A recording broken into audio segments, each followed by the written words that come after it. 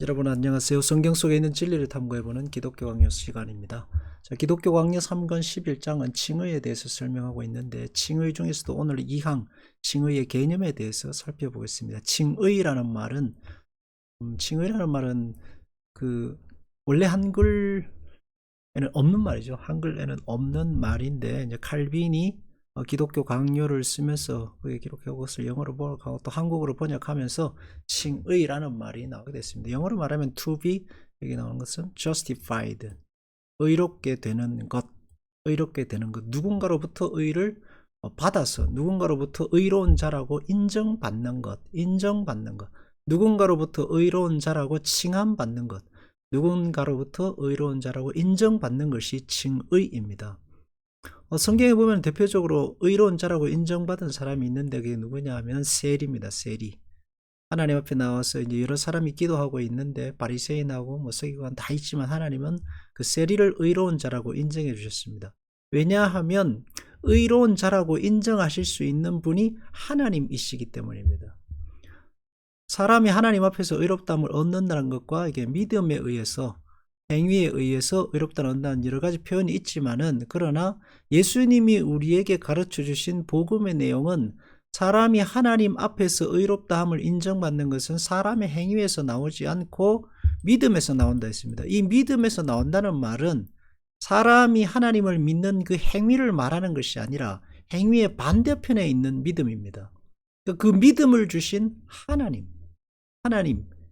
하나님께서 뭐를 믿는 믿음을 주셨냐면 하나님의 자비와 긍휼과 은혜를 믿는 믿음을 그 사람에게 주신 겁니다. 근데 하나님이 그 믿음을 주시지 않으면 하나님의 자비와 은혜와 긍휼을 바라볼 수 없게 됩니다. 자기 자신의 행위만 볼 수 있습니다. 그게 바리새인들입니다.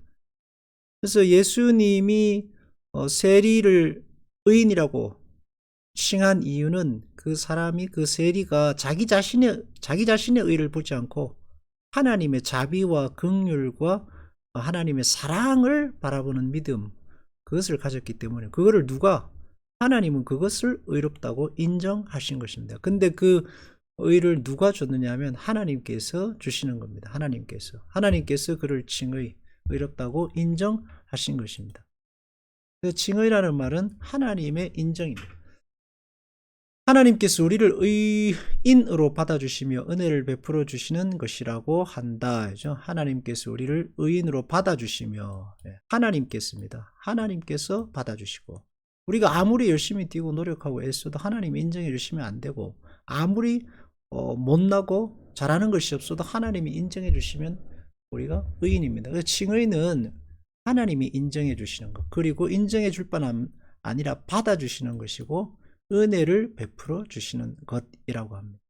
죄를 용서하시는 것이고 의를 우리에게 전가하시는 것이다 라고 설명하고 있습니다. 칭의라는 말은 영어로 imputation인데 무언가를 누구에게 돌리는 것입니다. 남에게 덮어 씌우는 것, 한글로는 지답이라는 단어를 쓰는데 생전 처음 들어보는 단어입니다. 근데 지다위라고 합니다. 대부분 사람들은 죄를 덮어 씌우고 오명을 덮어 씌우고 하죠. 근데 하나님은 예수 그리스도를 통해서 우리에게 가장 좋은 의를 우리에게 덮어 씌운 것, 그게 칭의입니다. 근데 우리에게 의를 하나님께서 우리에게 덮어 씌우실 때에 무엇을 통해서? 믿음을 통해서 우리에게 덮어 씌우셨습니다. 근데 그 믿음은 우리의 힘으로 만들 수 없습니다. 하나님이 은혜로 우리에게 주십니다. 그래서 믿음의 짝은 은혜입니다. 믿음의 짝은 나의 믿는 행위가 아니라 믿음의 짝은 은혜입니다. 하나님이 우리에게 주신다라는 것을 설명하기 위해서 믿음이라는 것을 우리에게 주신 겁니다.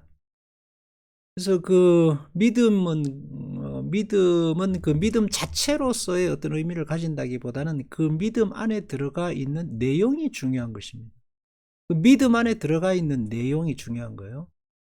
사실 믿음 자체로만 보면 불교에서 믿는 사람들의 믿음이나 이슬람 사람들이 가지고 있는 믿음이나 미신을 섬기는 사람이나 믿음이나 다를 바가 하나도 없습니다. 그 믿음 자체로의 질적인 문제로만 본다면 그리스도인의 믿는 모양새가 어떻게 보면은 초라하다고, 가장 초라해 보일 수도 있습니다. 그래서 믿음은 그 믿음 자체의 내용이 중요한 게 아니고 믿음이 담고 있는 그 믿음을 통해서 하나님이 우리에게 주시고자 하시는 게 뭐냐 하는 게 중요한 것입니다.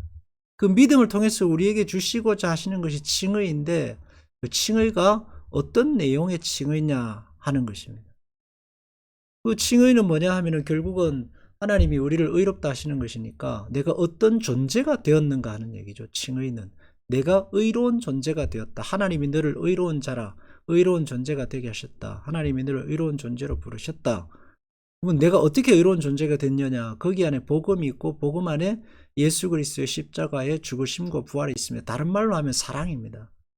하나님의 아들이시면서 하나님이신 예수 그리스도가 이 땅에 오셔서 죽으셨습니다. 누구를 위해서? 나를 의롭다 하시기 위해서 죽으셨고 나의 부활의 첫 열매가 되게 하시기 위해서 부활하셨습니다. 근데 그 안에 그러니까 하나님이 담겨 있고 그 안에 하나님의 사랑이 담겨 있습니다. 우리가 믿음으로 의롭게 된다 할 때 중요한 게 내가 얼마나 그것을 믿느냐 하는 믿음의 질이 아니라 그 안에 담겨져 있는 내용, 하나님이 믿음을 통해서 내게 뭐를 주고자 하셨는가? 나의 칭의, 의로움을 주고자 하신 하나님의 아들로서 자녀로서의 자격, 그리고 예수 그리스도의 그 안에서 하나님이 그냥 그래 넌 내 아들이야 이 정도가 아니고 그 안에 하나님의 그 무궁무진한 하나님의 지극한 하나님의 가장 본질적인 가장 위대한 사랑, 하나님 자신을 담아서 우리에게 주셨다라는 것을 말하고 있는 것입니다. 그래서 우리가 믿음을 통해서 바라봐야 될 것은 하나님의 사랑입니다. 하나님 자신입니다. 얼마나 하나님이 우리를 사랑하고 하나님이 우리에게 주신 그 하나님 자신의 가치와 사랑과 은혜를 바라보는 것, 그게 제일 중요한 것입니다.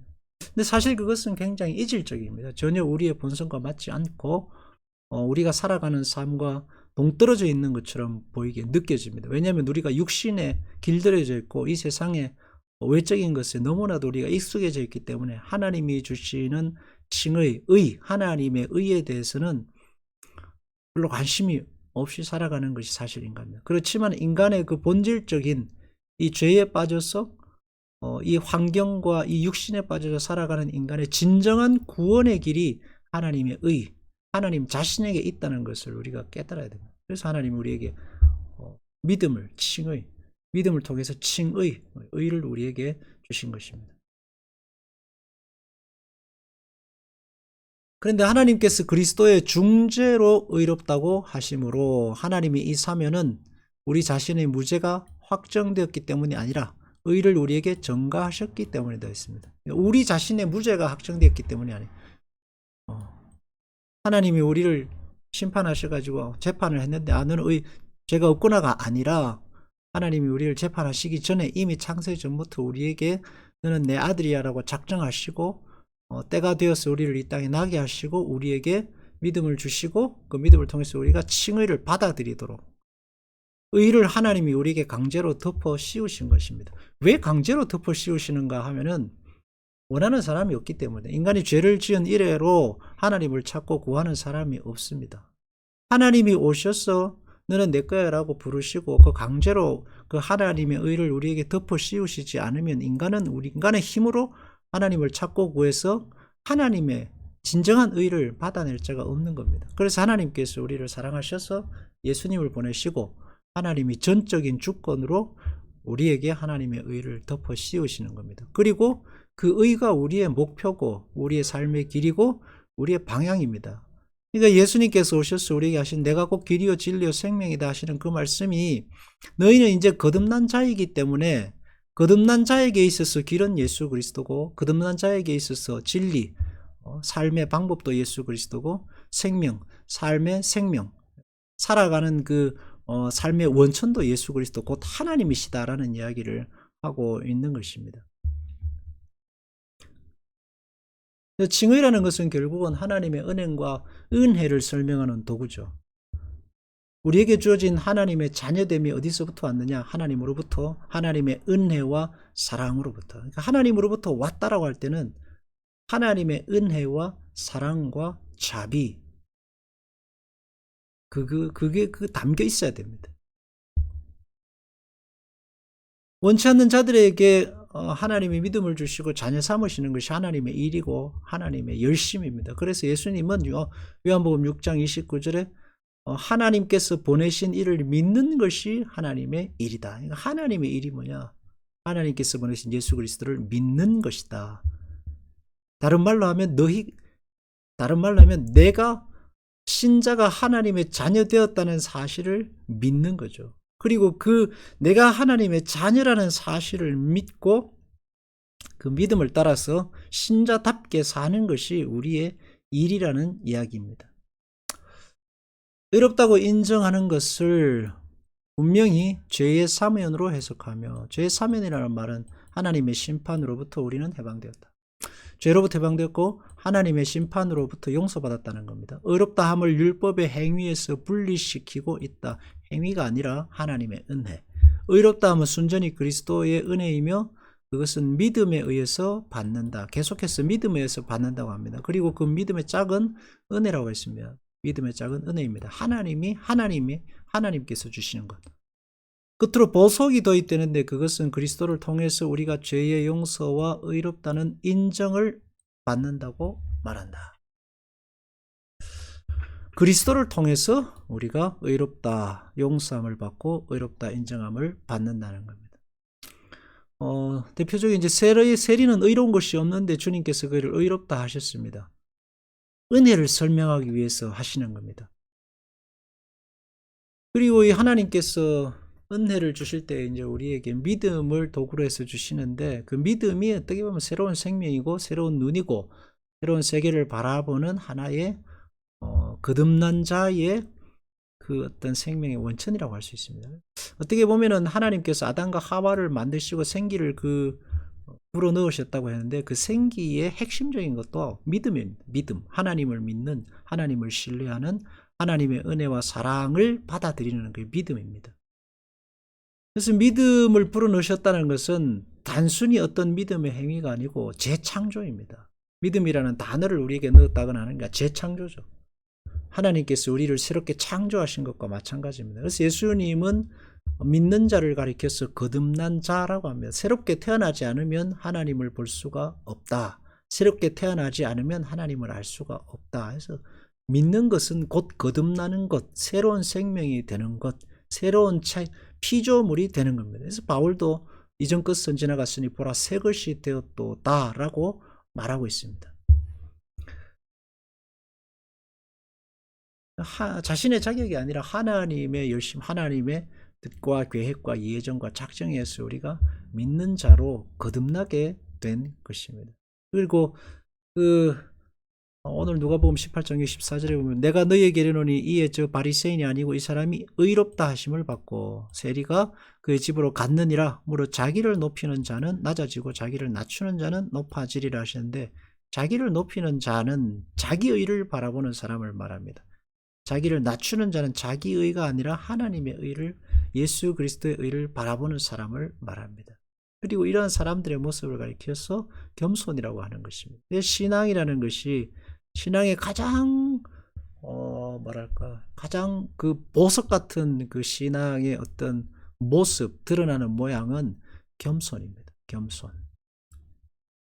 겸손이 되는 거예요.